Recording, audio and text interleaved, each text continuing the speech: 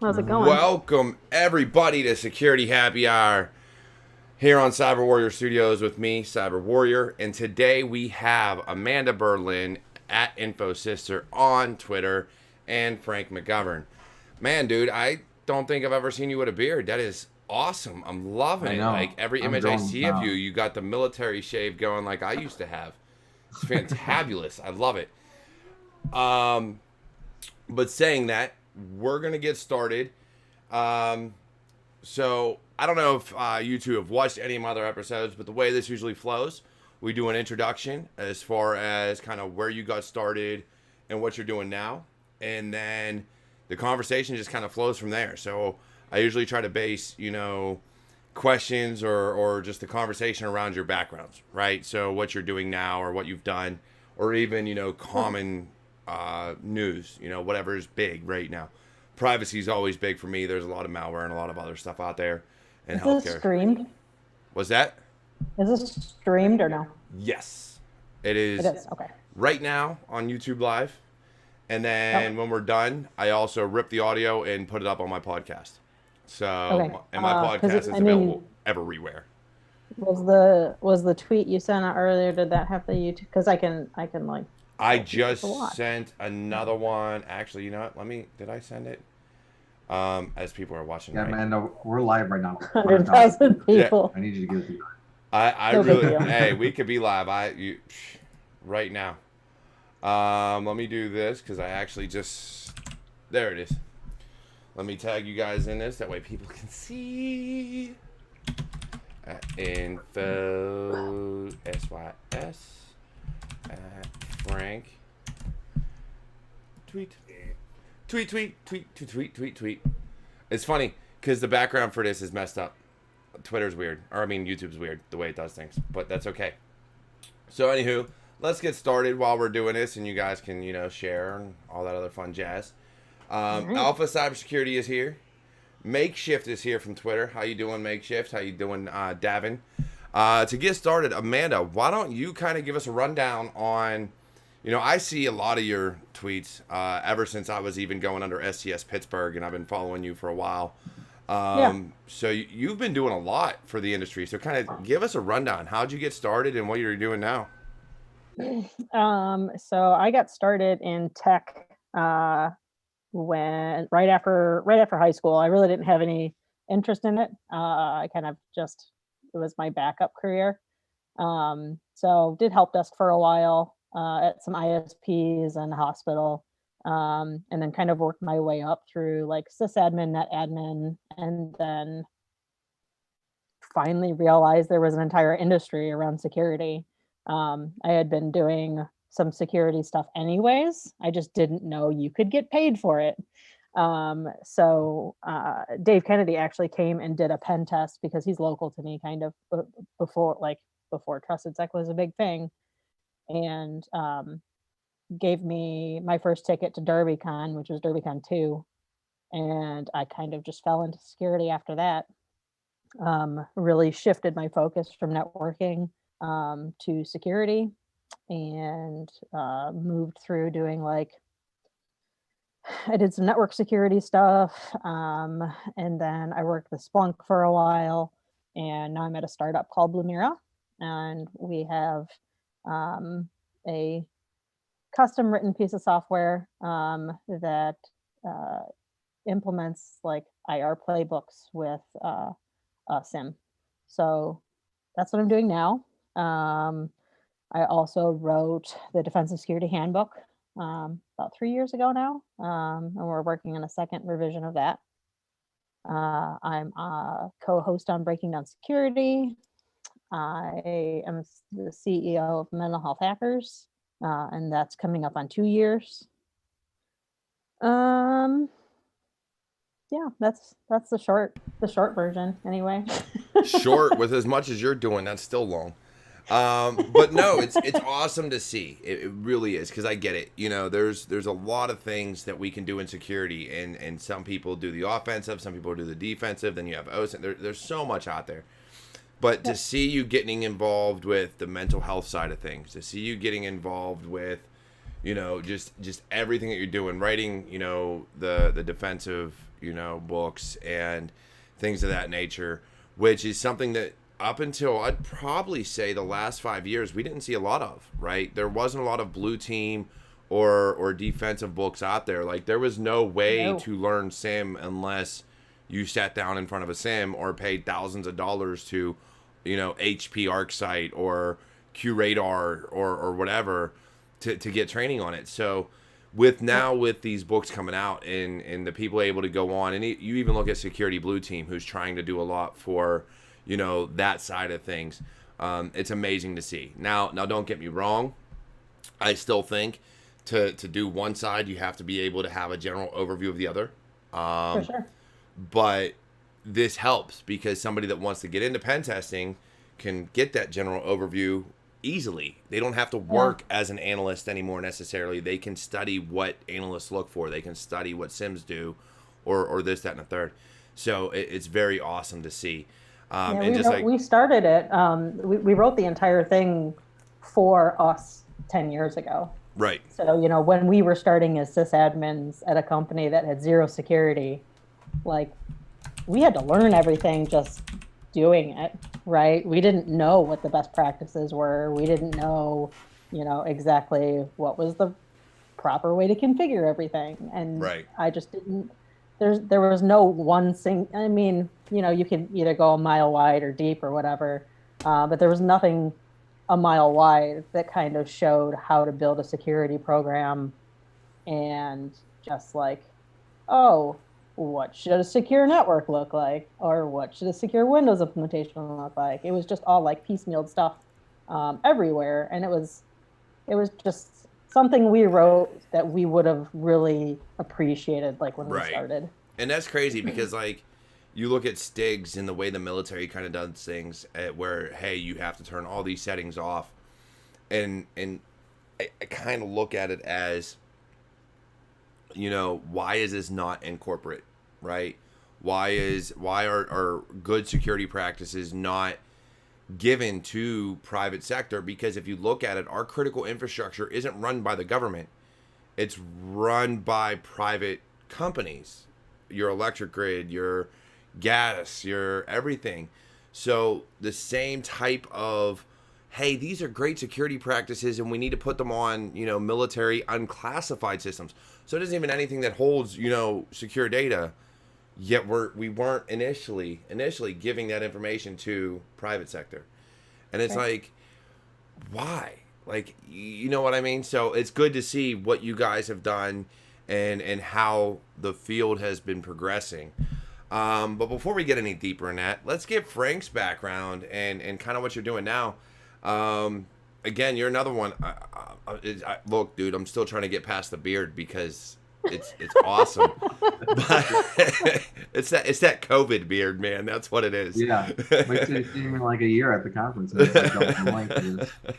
But yeah, man. So let us know what's going on. Yeah, I originally started my career in the Marine Corps in intelligence. That went a little sideways, so I got out and got into IT work.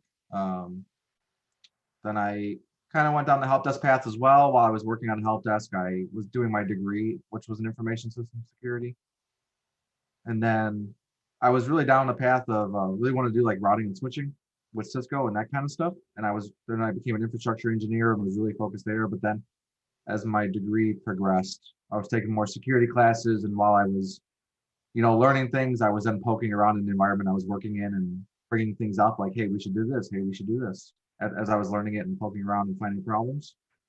So then I just naturally gravitated more towards security because of that. So then I became a security engineer, then a senior engineer, and now I'm a cybersecurity architect for a financial company. That's awesome because you kind of went roughly the same route I did, sort of. Because I when I was, growing up, I did IT. At 7 years old, I fixed my first computer with my dad. So I had grown up with computers and I really gravitated towards networking. I was like, oh man, I want to get my CCNA. I want to do all this stuff. Yeah. And then Wi-Fi came out. Now at the time Wi-Fi came out and you're looking at WEP. It wasn't even, WPA wasn't a thing. Heck, WEP wasn't even like widely implemented. It was just, we're going to throw this key on there. So it was, that's how I got started in offensive security, was breaking my own wireless network. I'd set a password and be like, oh, can I break into it? So I think that was back in 04, 05, maybe, when wireless came out and all that started coming around. So I was getting into the guard, and when I first joined the military, okay, I'm gonna do IT. So they didn't even have security. Security, even at that time, wasn't a thing. So I was help desk and system administration and networking and all these things. Like, I got so much network training out of the Air Force. It was great. So then when I went full-time to college after I got out of basic and tech school, since I was in the guard, like, I was like, oh, I want to do networking. But I fell in love with security. So then when things went crazy the way they did, I was kind of like, just give me my diploma. I don't care. I just want to graduate and be done with this nonsense. So when I went active duty, same thing. I was like, I want to do IT security. I wanted to be a hacker for the military. I knew they had jobs to do it. That's a whole long story. But got out, and now I'm here. I've done security, just like everybody else. I think I'm going on, in total, personal and corporate, 10 years, give or take. But I love this field because it's so vast. It is. If you think about the field itself, it's probably like, I don't know, 20 miles wide, but it can go 20 miles deep. It really can. Oh, yeah. You can, there's never a shortage. No, I mean, nobody's ever going to be able to learn everything, right? You can't be a specialist in all of the security things. That's just too much. No, it's just like being a doctor. There's no way you can be a specialist on everything that a doctor can go down specialization wise. And that was my problem when I first got into the field. Even in IT, even to this day, it's a problem I suffer from. I want to know everything. I can't. It is very, very difficult for me to specialize in something because I've been blue team. I've been red team. I've been a consultant. Heck, I'm a consultant now.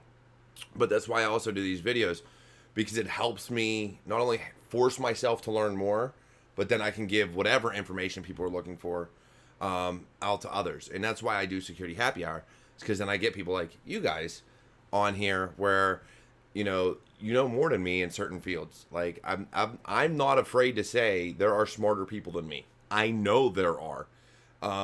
So I bring people on. I may know more than some stuff than others, and they'll know more than me. It's just the way the field goes. But to this day, it's a very complicated Venn diagram. Right?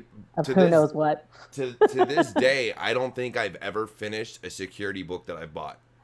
I really don't. I buy them. I start reading them. I find something cool that links to another book or another topic, and I'm like, oh, I want to learn that now. And I pick it up and I go through, and it's a vicious circle. So it's crazy because this field is immense. It really is. And if you don't specialize, I'll be the first one to tell you, you can get burnout, you can get imposter syndrome, you can feel like you're not getting anywhere because whether you specialize or not, man. It's true. But if you become a generalist that just kind of touches on everything, it makes it difficult without knowing somebody to get to that management level where management truly, that's technically what they're supposed to do. They should be able to talk to everything, but not necessarily be hands on keyboard for everything. Or at least that's the way I envision it. Right. That's what it's nice to be. Yeah. I mean, there's enough security leadership that doesn't actually know anything about technology. Exactly. I've had that conversation in the past with, there are CISOs out there or CISOs that know what they're doing. Don't get me wrong. Oh yeah. They exist and they're very good at their job, and it's always a fight where the CISO's trying to get money for the company. They're trying, they're busting their ass, they're doing everything they can. And it's always a fight. But we see so many times, and I talk about it a lot, where it's the good old boy system, where they bring in a friend that may have a degree in basket weaving, never touched a computer, hates technology, and knows nothing about security. But guess what? I want to pay that man $300,000 a year and give him bonuses and everything because that's my best friend. What has he done? Like, why? But then security's put on the back burner like it always is, because it's an expense. They fill the role to check the box. And check the box is so Sometimes, huge. yeah, I would say it definitely depends on the organization, and that's the big issue with security being so new. It's still like a services group, and it falls under the CFO. Yeah, It's not treated like a business enabler and a risk management team, which is more like what it actually is. It should be falling under the legal team or the risk team. correct. And then in some businesses it's completely different. Like I came from a construction company, and it was like that. It was a profit, or it was not a profit center. It was a cost center. So you're just a spend. But now I'm at a financial company, and it's the complete opposite.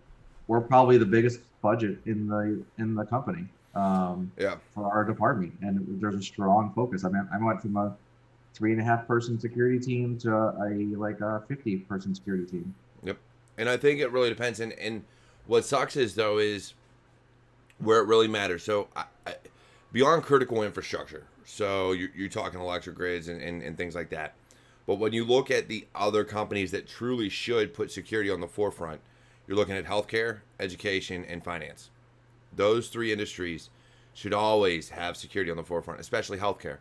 But here's the problem. With healthcare, the way we see ransomware now, and with the way things are going, these industries are targeted. Education and healthcare don't have any type of security mindset. They have a lot of systems that are still running old operating systems because the companies that are designing the software never update the software to run on the newer operating system with the newer patches, and it gets crazy. So then they can't update And their stuff. that medical equipment's very expensive. Exactly. So if your radiology department doesn't get approval for a new MRI for 10 years in a row, Yep. they're still going to have Windows 2000 box sitting there. And you have to worry too. I mean, if you have someone in the department that's hooked up to a machine, I mean, no matter how good we get in this world around security and patching and stuff, I'm still always going to be worried while I'm patching a machine that's currently hooked up to a human being, keeping them alive. Yeah, exactly. And that's very high risk. That's part of the problem, you know. For me, it's always been one thing where you talk any of these other companies, they're like, oh, I can't, even look at retail. I can't afford any downtime because I'll lose millions of dollars. Dude, I'm going to reboot your system. It'll come back up. You'll be golden. Like, you might have 30 seconds to 5 minutes. Trust me, I think you'll be okay to be down for that long for a reboot. Like, I don't think it's going to hurt your bottom line. But then you look at healthcare. You pull somebody's systems offline for 5 minutes, you've got 30 people dead. Like, it is very, very much a system where it would take a whole lot of money. It would take a whole lot of government funding to be able to do what I envision as a more secure medical system, which is where you take the entire medical system itself, so anything that ties into medical necessity, and put it on its own network with absolutely no access to internet. Kind of like how you have networks out there that are like that. They still talk to each other, but there's no actual internet access. It's just its own private network. Yeah. Not routable. Exactly. And then you have your company computers that if you truly want to give your employees email access, which I know hospitals where their nurses and doctors don't have email addresses. Like, legitimately, I was like, dude, just let me email you my records. They're like, we don't have email. We can't. And at first I was mad, and then the more I think Seems like about a nightmare for like company communication. you would think, but Yeah. again, at first I was mad, but it makes sense because to secure their infrastructure, they're like, I don't want to have to worry about phishing. I don't want to have to worry about. I feel like then they're just like checking their personal email at work instead. No. Even that was cut off. All email communication was done. Like, there were no email addresses for nurses and doctors. Like, I'm sure the executive levels had email set up for business communications higher up, but you figure at that lower level of doctors and nurses, they communicate via pagers and actually picking up a phone and calling somebody. They don't actually communicate via email because doctors are constantly moving, nurses are constantly moving. So it made sense. And I was like, the more I think about it, I'm like, okay, I can't be mad at that no more. Like, I want to be, but it makes sense from a security standpoint. I'm like, it sucks. It's not necessarily efficient, but it's smart. It's how you protect the network. It transcends the same in some businesses in retail. where, you know, the management might have emails, but all the retail workers don't. Yeah. There's no need for them to have email for their job, technically speaking. Mm-hmm. I If think you there's just a want lot to of give them an industries email like just that. so you can blast out communications, it's a waste of having an email. Yeah. Mhm.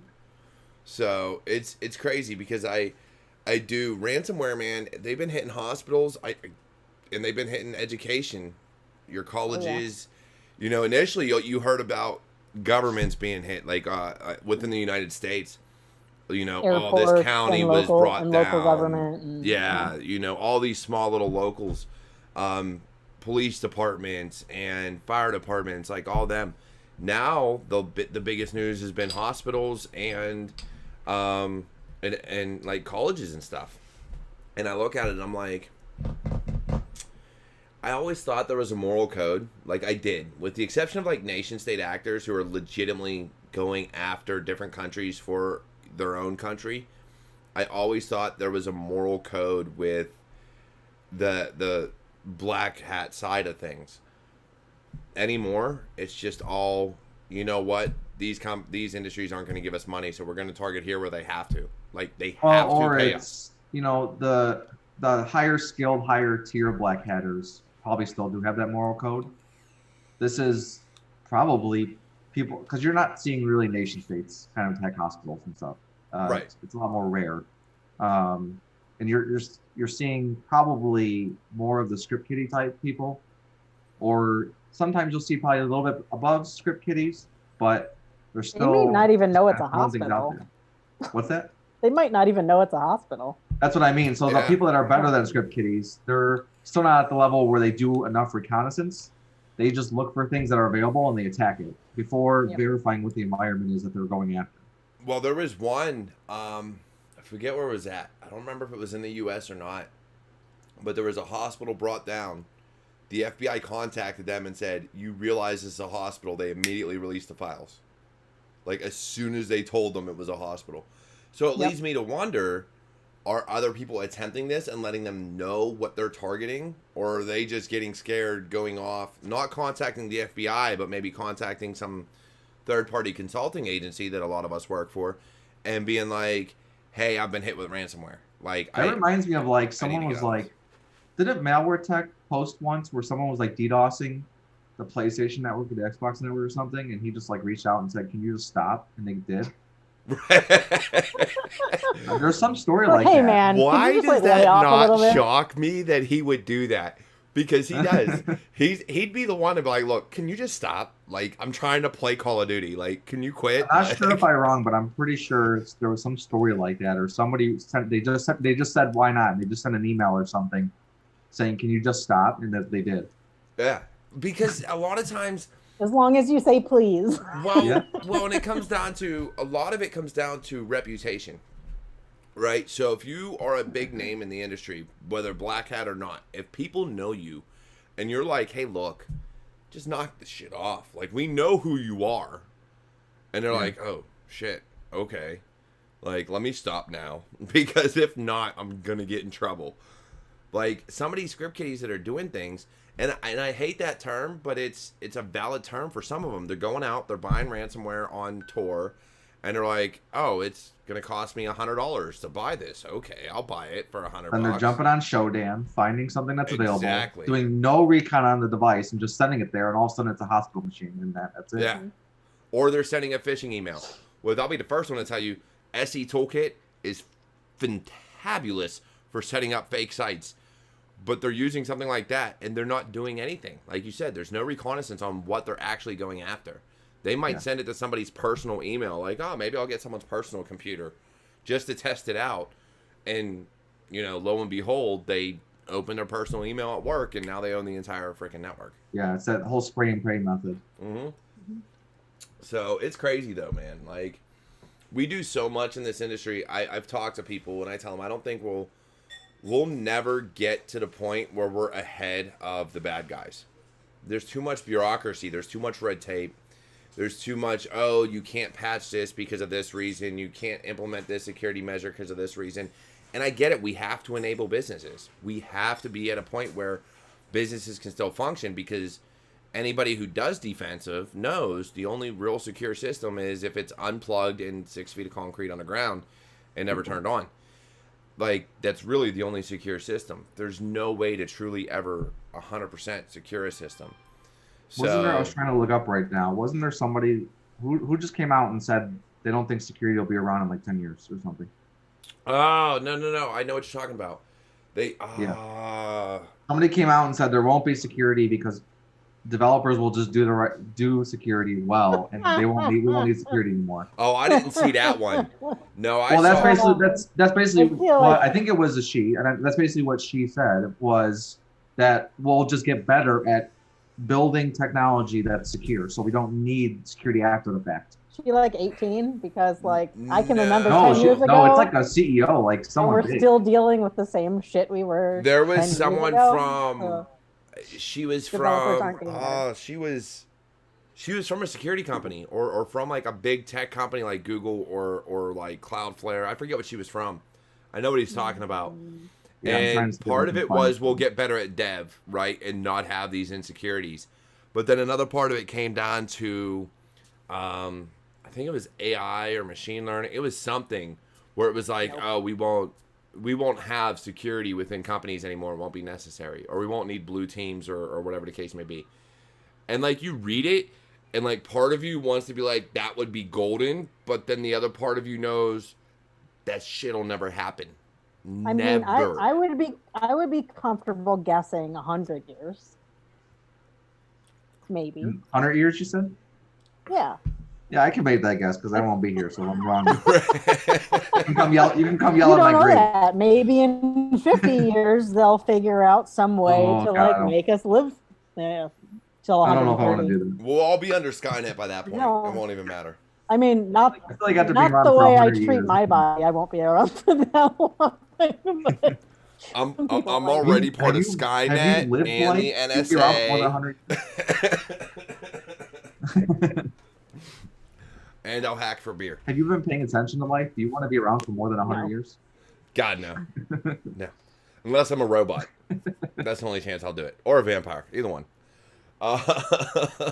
It's crazy to think about, though. It's crazy to think about what you were saying earlier about how you were learning things just as Wi-Fi came out. It's crazy that we're living in this age where like the internet came out while we've been alive. Wi-Fi's came out, we've been alive. Pretty much everything technology related to computers has basically come out in our lifetime. Oh yeah. And it's crazy. It is. It's nuts because I still remember the first hard drive I replaced with my father. Mm-hmm. We bought I think it was a 20 meg hard drive, I think. And it wouldn't even install in one partition. Like it was forced into 4 partitions because the most it could read was 5 megs at a time. So my dad literally called my buddy's dad and was like, dude, why is it doing this? And he was like, oh, because the operating system can only read 5 megs. And you're like, what? Like, what? Now 5 megs is like you save a Word document and have 4 pictures in it. And it's like, oh, that's a 5 meg freaking file. You're like, what? Yeah. Like, holy jeez. You go on an Xbox and update your freaking Call of Duty, all of a sudden it's a 14 gig update. I'm like, let's be honest here. Things have gotten crazy. It's getting a little out of hand. Yeah, you're implementing like a video recording server for cameras, and we got 5 terabytes on this thing. You're like, Jesus. And that's not even going to hold, but like 30 videos right now with full HD or 4K. Like you might get 30 videos off of that. I've gotten lucky. I got a 3 terabyte that's still holding up for me pretty well. I honestly gave up. I switched to an online backup stuff because I use both. I looked at the price of building my own NAS because I had one that wasn't doing great, and I wanted to build a Synology, and I looked at the price of what that would be, and just assume in 5 years you're gonna have to replace drives, and if I broke that cost up over months, it was twice as much for me paying for the online backup solution that just did everything automatically. So, and that's why so let's talk privacy, right? Because we're looking at online backup. So let's talk privacy. Mm-hmm. And you look at things like Google, Apple, Amazon, There's a few others out there. You look at like Mega Upload and Dropbox and all these other cloud storage backups that you can use, right? If we're looking at privacy, where do we draw the line for privacy versus just ease of use? I mean, anything that I want private, I encrypt before I back up anyways. But how many people are that smart? Yeah, typical consumers just, they have not yet realized the risks that they're facing when they do things. Oh, yeah. They're all about connecting everything in their home, connecting everything they have, sending off data. They don't think about it at all because it's not taught in school yet. It's not a curriculum topic. And that was one of the things I talked about was like, for us, I during Cyber Awareness Month, I talked about it. So like last month, for us as adults, it's too late. That's why I don't care. Because for me, it's too late. My information's already out there. Anything you ever want on me, go ahead. You can find it. I've been around since before Facebook. Trust me, you're going to find something on Facebook, MySpace, PT Marion. I can give you all the different sites that you probably have information on me. But for our kids, it's a little different. You can get them to create fake accounts. You can get them to put out and plant fake information just so somebody can't correlate all this data to them. And we can teach them those things. And in school, you can teach them those things. And I truly think cyber awareness, or at least cyber privacy, that's what I'll call it now, should be taught in schools because not every parent knows about it. So if we're going to start teaching kids computers, can we at least teach them privacy and security?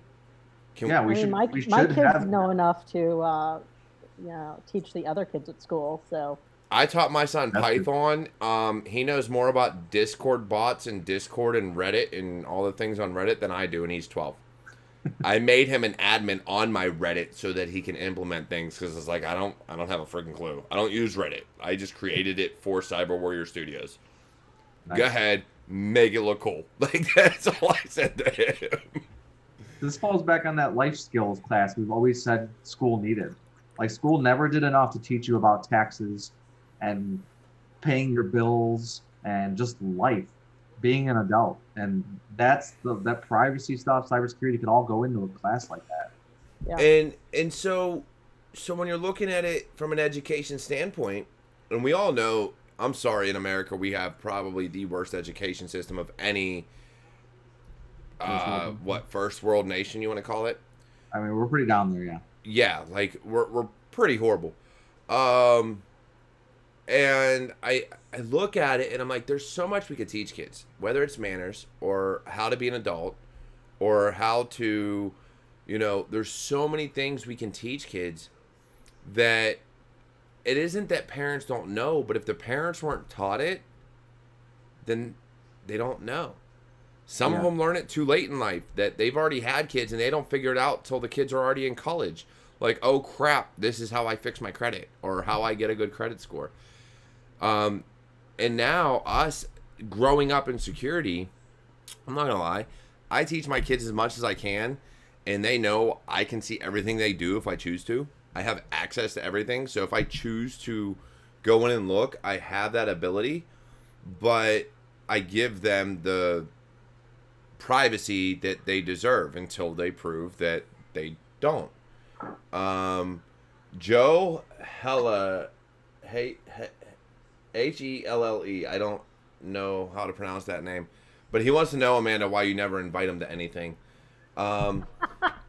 Security School says hello again. Because hello, I have to stay in my house and I never do anything anymore. Because the COVIDs. Right? Hey, Because of the Rona. Joe, if you want to come help me move, it's coming up. Philip Ryan says, back to what we were talking about before, war of attrition on the blue side, it seems. Which makes sense. Yeah. Joe says, I was your mayor for Christ's sake. he was my town's mayor. And nice. Then, I mean, you know how much politics sucks. So now he's a pen tester. Dude, look, I hate politics. I'd love to get into it on the pure platform of cybersecurity. Like, I would legitimately run. I would never win, but I would run purely on cybersecurity. People are like, who's this dude? I'm running on a cyber platform. I don't care.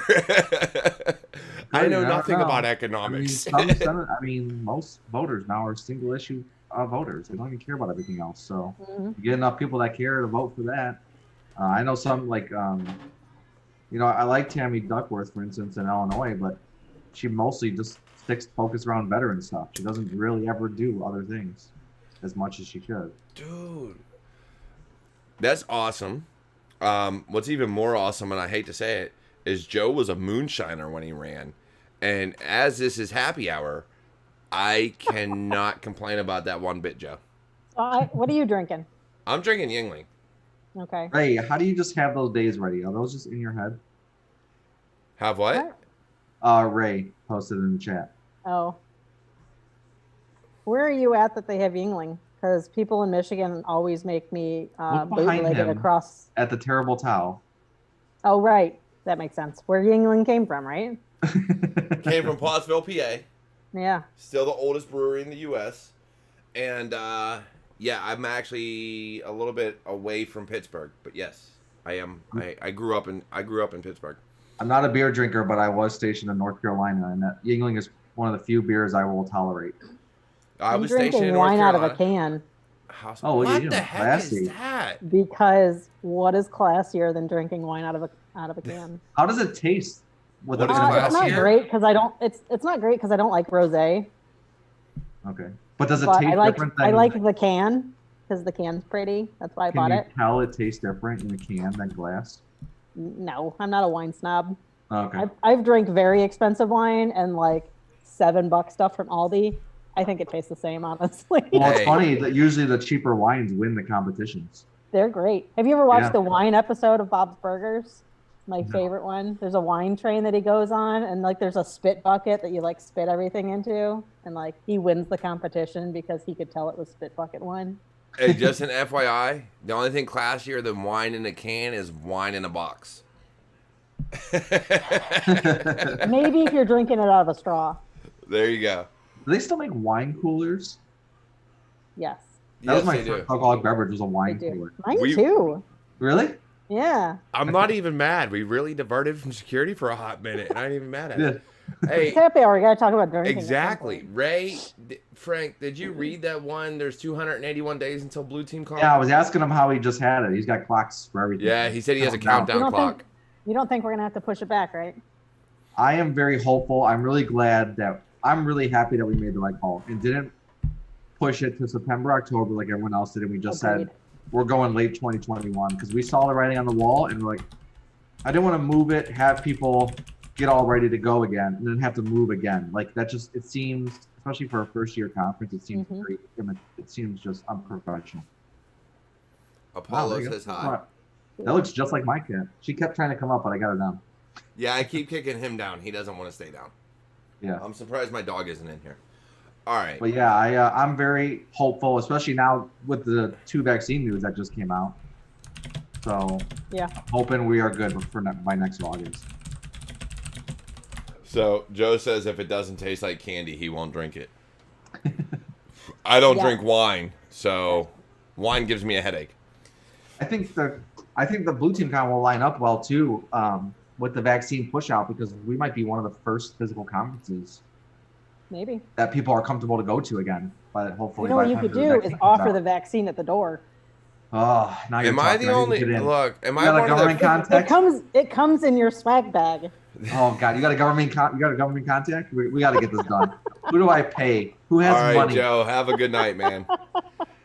Am I the only one that's kind of like I'm not afraid? I know people that have gotten it, and I'm not afraid. Like if somebody said I'm having an in-person conference tomorrow, I'd show up.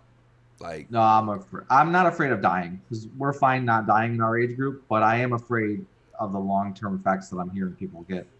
And it's still too new to know. Like I am worried that I might die at 76 or I might die at 70 instead of 76 because Well, my I mean, lungs are so deteriorated. honestly, I have turn enough me into a shit at home, robot. I but- said that already. Just make me a robot. Let's go. Look, I'll be uploaded. All right. If you haven't seen it yet, go watch it. Uploaded. First season came out like earlier this year. My wife would kill me if I did that. Or we'll do like Futurama. We'll do like Futurama, just your head's in that glass tube. Ah, dude, I'll do that too. I'll be alright with that. But no, so it's crazy though, because like when you're looking at everything that goes on, and we can look at the real world, right? So if you're looking at just the reality of things, the world is bad enough. There's enough war, crime, and just everything. But then we look at the security, and people aren't making it any better. Like, you would think people who are introverts and just love being behind a computer want to make things better, but they're just as bad. They're just as bad. They're like, I hate people. I can't be around people, so I'm going to screw people over. And it's like... I mean, what? I also hate people, but I mean, I like individuals. I just hate people as a group. Yeah, you know, like, don't get me wrong. I love getting together and partying, but that's the thing. If I'm going to be around a bunch of people, I've got to be partying. Like, it's got to be drinking and playing games and having a good time. I hate being in crowds where alcohol is not involved, just because my mind looks at it and goes, I got to go. I can't take this. I gotta go. And so I go both ways. I am not a big drinker. I drink very minimally. So I'm the guy at the bar. While everyone's drunk having fun, I can just be drinking water and I'm okay with that. I'm a German leprechaun. I got more alcohol in my blood than I do blood, so I can't help it.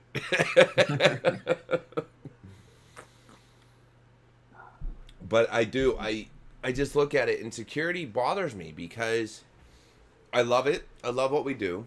I love being on red teams. I love being on blue teams. But it's frustrating because the reality is, unless you get greedy and get caught, those that do the illegal stuff and ransomware and banks and things like that, they make so much more money than us.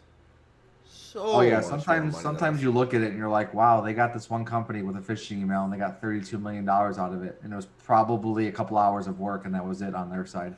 Right? And you're like, wow, all I got to do is send an email and someone clicks on it, I get $32 million. I don't know. And I started Googling non-extradition countries. But I look at I Googled that a long time ago, Matt. The fact that all the non-extradition countries aren't great for white women. They're not great for any women. What are you talking about? Let's be honest. Iran, Madagascar, Egypt, North Korea. They're really not great for women in general, Amanda. I mean... Yeah, true. And look, all right, I ain't going to say it. I ain't going to divert from what we're talking about. We can go back to security if you want to not talk about because if I divert, then I'm gonna lose a lot of followers and a lot of subscribers right now. But I look at it and it blows my mind, because people are like, oh, why don't you get into security? Why don't you do this, that, and the third? And you're like, you look at the pay scale, you look at some of the requirements for job descriptions, you look at the school, you look at the certifications, you look at all this stuff. And like, all it takes is an email to make this much money. And it's usually, let's be honest, it's usually the people that get greedy, that go from company to company to company, that eventually get caught. Unless you're an APT, these one-offs eventually get caught because they get greedy. They're like, oh, I got away with it this time, so let's do it again. And I got away with it this time, let's do it again. Yeah. And it takes that third, fourth, or fifth time. And they're in jail and have no way to spend their money now because they're behind bars. So I look at it and I'm like, for me, it's never it'll never be worth it for me. I got a family, I got 5 kids. Like, it'll never be worth it for me to do something like that.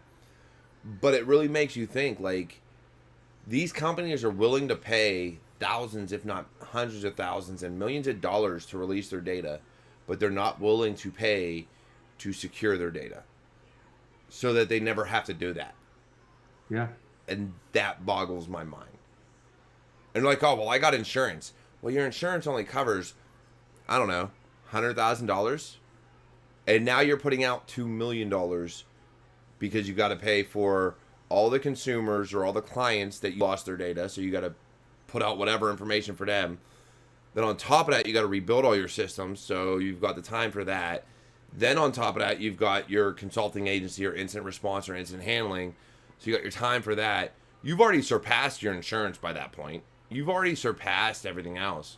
So was it really worth it not to pay for security in the first place? What, like, really? And it's always boggled my mind that companies do that. Security's secondary until they're breached. And even then, they have to have ransomware these days. It can't just be malware. They have to have ransomware or somebody email them and prove that they have all their data for them to actually consider security. Yeah, and I mean, you look at places that have been big breaches like Target, Equifax, all those, they've rebounded and now are above in valuation in their stocks and everything. So as an executive, I mean, they look at that and they're like, well, what was the big deal? Like, yeah, it sucked and we were in the news and we had to pay fines, but in the long run, they're making money still and they're just fine.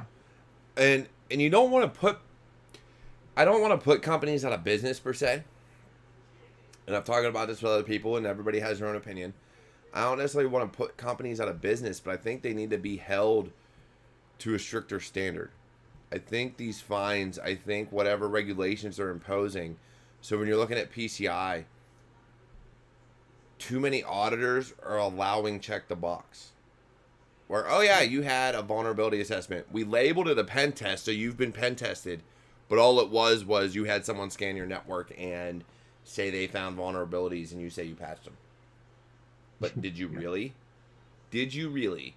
Like, come on now. It's been 3 months since that, assessment. I'm pretty sure you've got vulnerabilities out there. But, hey, yep, you did it. Cool. Go along. We're all right. And that bothers me. That check the box mindset of, I want to pay minimal cost for something that will get me through an audit. And that's all they care about.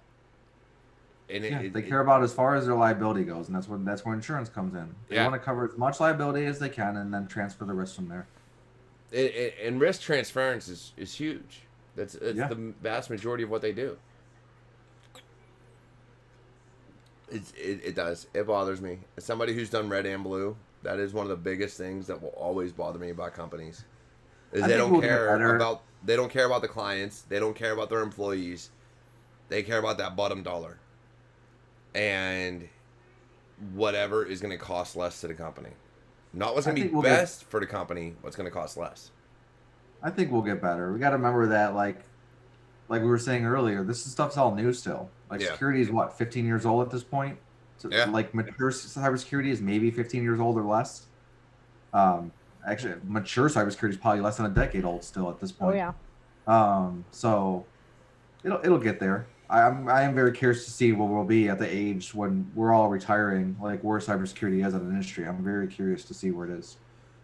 I'm hoping they actually fix the terminology of AI and machine learning and people actually realize the difference. Oh God, I wish. I correct that so many times. And the fact that most people that do, and most people that claim they do either don't do either. Don't do either. Yeah. Dude. Hey, here's this new shiny anti-malware. It does machine learning and AI and behavioral analytics. What? Don't worry, we get the same thing in the. So I'm also in the auto detailing world, and the same stuff happens there. Ooh, they use AI too? What's that? I said, they use AI liquids. No, I'm just. What? No, it's just those buzzwords. Buzzwords is probably exist in every industry. I'm sure they do, but just everything gets labeled something. Like there's the big thing now in the auto detailing world is graphene. It's this type of chemical like thing, and it's in every new product that comes out with graphene, just everywhere. Just like machine learning and AI is now everywhere. And it's crazy because AI, I honestly don't know of anything. And please correct me if I'm wrong, but I don't know of anything that truly is AI. Yeah, AI does not exist yet. Anything that says AI right now is machine learning or is nothing. It's either machine learning or behavioral analytics, and even then, I kind of relate those two to each other because the machine is learning off the behavior of the person, so it's still technically machine learning. Yeah. There's no such thing as AI. I don't know of anything that truly learns on its own without being programmed to learn based off behavior. Everything is still just algorithms. Yeah. In the movies it happens. So I find it comical though, Because that's always the buzzwords. There's always some new buzzword at the conferences. Go to, I've yet to go to Black Hat or DEF CON, but I've gone to B-Sides, I've gone to a few others, and it's always, hey, we have AI. Hey, we have machine learning. You haven't been to DEF CON yet? No, I've not been lucky enough to go. I was supposed to go this year? It was this year. It was either this year or last year. No, it was this year. And then the Rota hit. And so I couldn't go. DEF CON is awesome. I'll probably go every year the rest of my life that it happens, I should say. I'd love to. I would. Yeah. I'd love to. If I go to DEF CON every year, I'd be happy. Because it's so much fun, and I found a lot of value in not getting your company to pay for it as well. And not getting what? Not having your company pay for it if they expect anything out of you. Oh, no. If I ever go, like, I've told every company I've worked for, I don't go to these things necessarily for the talks. Like, any conference I've ever gone to, it's never been for the talks. Because I don't have the mental capability to sit through a half hour of somebody droning on about the newfangled thing that they did. If I want to learn about it, I'll Google it later. For me, it's about meeting people and, the different villages and the different things that they have it there where you can practice certain things or learn new things. But to sit there and listen to somebody talk for, I don't know, half hour, even 15 minutes, by 10 minutes in, I'm like, all right, I'm going to go to sleep. I don't want to do this. So, like, when I went to B-Sides Pittsburgh last year, I literally sat at the bar probably for the entire thing, just talking to all the other guests there that didn't care about the talks and just wanted to meet people. And I met some cool people that knew some, like, blew my mind with what they knew. And I'm just like, this is awesome. Like, this is what I'm here for, is to talk to these people and really get to know what they're doing, not just some 15-minute talk. If any of my Blue Team Con speakers are listening, I appreciate your talks. Yeah, right. Amanda, you're one of them. I know. I was going to be one of the speakers. You will be. I was really looking forward to it. You will be, so hopefully. Yeah. Yeah, no. I do like. Yeah, you're on the panel. I do like the talks. So it is. I like both though. I like the talks, networking, but it depends. So like DEF CON is one of those I go to and I don't sit in many talks.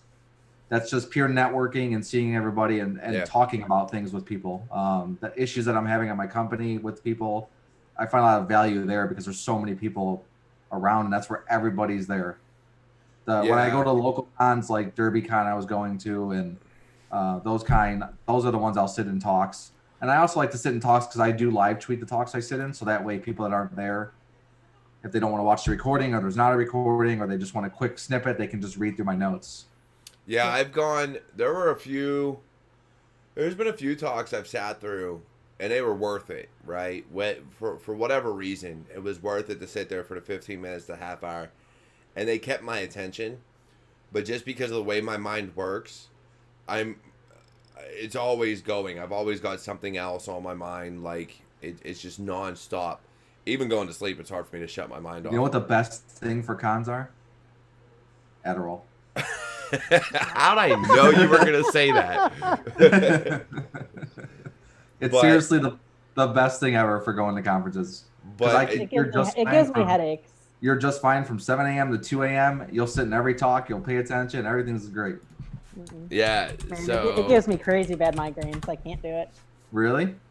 I'd rather just have ADD. Yeah. I mean, I could go down the whole talk about medication, but I need to try other ones. I've never been diagnosed with anything. It's just the way, when it comes to computers and the way my mind works, like, and especially in life in general, like, I've always got some other plan where I'm like, okay, I can do this, and then if this fails, I'll do this, and then this, and then it just keeps going. You're just like, you have that analytical mind and engineer mind. It's just like me. I'm not diagnosed with anything either, but I'm the same way. I'm the king of multitasking. I can't just be sitting there doing one thing. It's so hard for me. Dude, even when I work, and I told my boss this the other day, I was like, I might put on Dragon Ball Super just so I have something to, like, take my mind as I'm working on something. I can watch it. Like, I can't just concentrate on one thing. That's me too. If I'm playing games or something, I'm also watching a movie or watching a show and browsing the internet while I'm playing a game. Right. Yeah. But security is crazy because there's a lot of security people that way where our minds, and I told my son this because He's always multitasking. He's always got like 50 windows open on his computer. And I feel like he's me to a T, because I look at my computer right now and I see 1, 2, 3, 4, 5, 6, 7, 8, 9 tabs open. And that's after closing a bunch of them just so I didn't hear the alert noises. And probably another 5 programs or 10. Like, I just, for me, it's crazy, because in security, I noticed that a lot about people is you don't necessarily have ADD or ADHD. You just are always planning ahead or planning. You have an active mind. Move. It's just an active mind. Yeah. That's why it's very hard. I have like I love buying books, and I'm like, I'm going to read these books. And I have like 8 books now in my stack, because I have to like actively read. And what I mean by that is some people can just read and they're just like there. I have to actively force my brain to read, or I have to read a page over and over and over again, because my brain keeps trailing off. The only thing I can read and actually get involved in is like novels. Yeah, because you're visualizing what's happening, and that takes away your brain. Exactly. Yep, I'm the same. So like, we're kind of the same way. Harry Potter for me, and if I showed you my wall over here, you'd see it. Harry Potter for me was huge, because it actually took my brain, like my mind drifted off to this world where I pictured the movie better than the movie actually did. Yep. Like as I was reading the books. And I do that with any novel I read. And I have to read a series. I hate picking up a book that should be a series and it's like one book and I'm like, but what happens? There's got to be more. Like there has to be more here. But that's just how I am. I get involved. And so in security, I see that a lot. And that's why like I said earlier, all my books, I think I've gotten maybe halfway through, like any of them. And I've found something else that I'm like, oh, I need to read this. Oh, I need to read this. Oh, I need to read this. And it just keeps going. And it's a vicious cycle. And so like I got like the rootkit arsenal. And I'm like, oh, wait, I should probably learn a little bit more about assembly. But wait, it's teaching me assembly. But wait, there's this better course about assembly. So I'm going to take this course on assembly.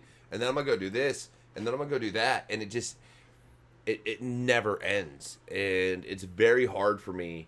I stopped reading tech books, man.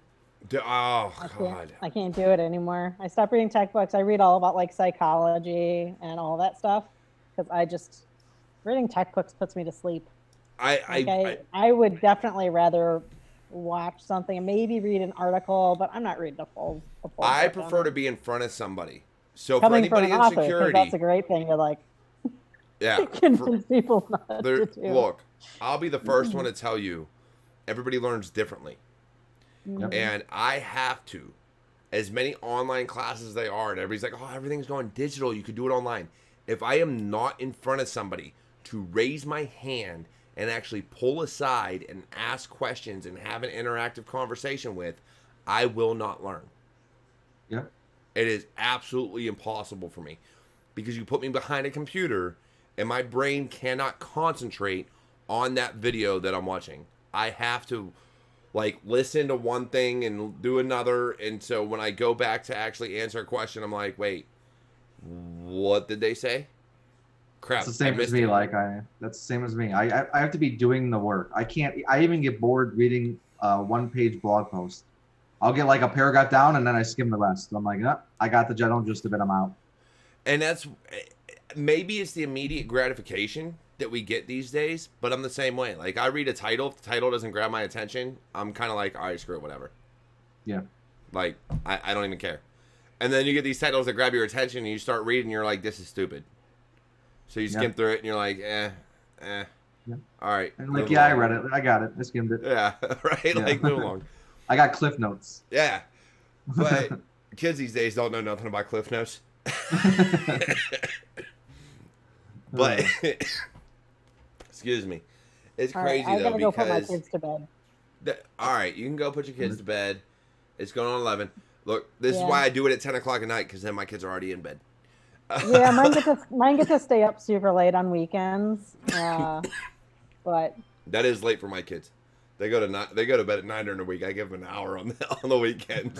They do 9:30 on the week and anywhere from 11 to 12 on the weekends. Sometimes they'll also sleep in. Well, at least one of them will sleep in. So yeah. But no, it's go ahead. You can put them to bed. We're Okay. still here talking, so depending on how long that takes, All if right. I bounce, we'll bounce. But I'll be up. All right, that's As far as I'll check out the YouTube stream, and if you're still on, I'll jump back on. sounds good. Cool. All right. See Bye. ya. Thank Later. you both. Bye, Yeah, I'll Amanda. talk to you later. See ya. See ya. But yeah, other than that, I mean, it's been crazy. So I will kill this YouTube stream though because we are at 11. I'll stay on the call though. But other than that, look, guys, it's been a crazy conversation today. My conversations don't normally veer off in this many directions as far as off-topic security, but I'm glad you're here. I'm glad you're listening. Look, down below in the description is all the ways you can support Security Happy Hour, Cyberwarrior Studios, and Cyberwarrior. It's Patreon, it's merchandise, it's, God, subscribe, like, click the alarm bell, whatever you want to do. I'm here for you guys. I do everything I can to help out. So anything you can, support me with, I truly appreciate. Other than that, I am going to end this because it is 11 o'clock at night and it's getting late for a lot of people, especially those who are not in the U.S. So I'll be the one to say hit that subscribe button. right, hit Yeah. that subscribe. You want to say it, Frank? I'll be that one, yeah.